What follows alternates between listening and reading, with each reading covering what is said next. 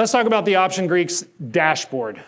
The way I think about Greeks and the way that I try to transmit this is when you hear the term delta, I want you to think about speed.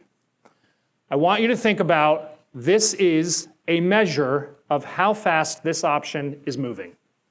Because that's essentially what it is. It's expressed as a decimal, but it's really just telling you what percentage of the $1 move in the stock that you just saw is this option going to replicate with how you have it currently modeled.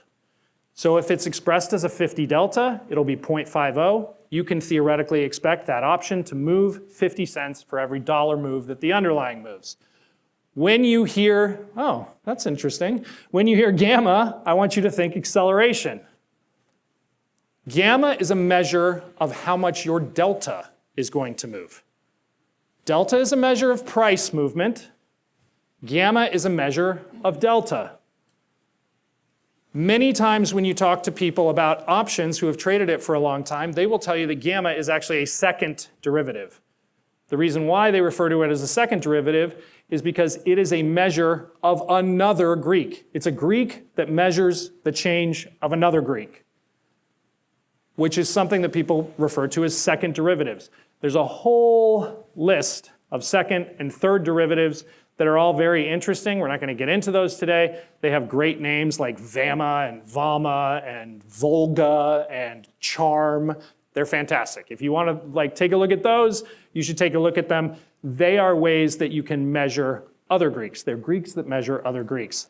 Theta, when you hear the word theta, I want you to think decay. Theta is a measure of how much an option is going to change in value for every 24-hour period of time.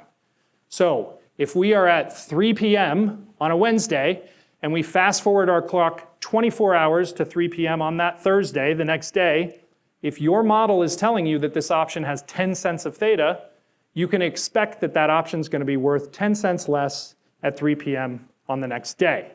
Now that's barring any other changes in the optionality, meaning implied volatility or the stock moving or the stock announcing a dividend that they didn't have before, things of that nature. If everything else stays constant and you fast forward 24 hours, theta is going to tell you how much that option should be worth the next day or how much less it should be worth the next day.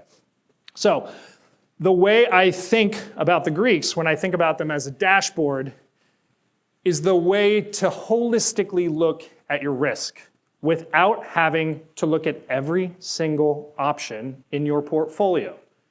If you look at aggregate Greeks, you can have 10,000 options in a portfolio and it's going to tell you your Greek dashboard across the top, your delta, your gamma, your theta, your vega, all of those things are going to be an aggregate of what your position looks like relative to movement in parts of the curve. So in this way, and I write this specifically because I think it's an important analogy, you don't need to open the hood of your car to know whether or not it's running. You don't need to stick your head out when you're going down the freeway to figure out how fast you're going. The speedometer does that for you, right?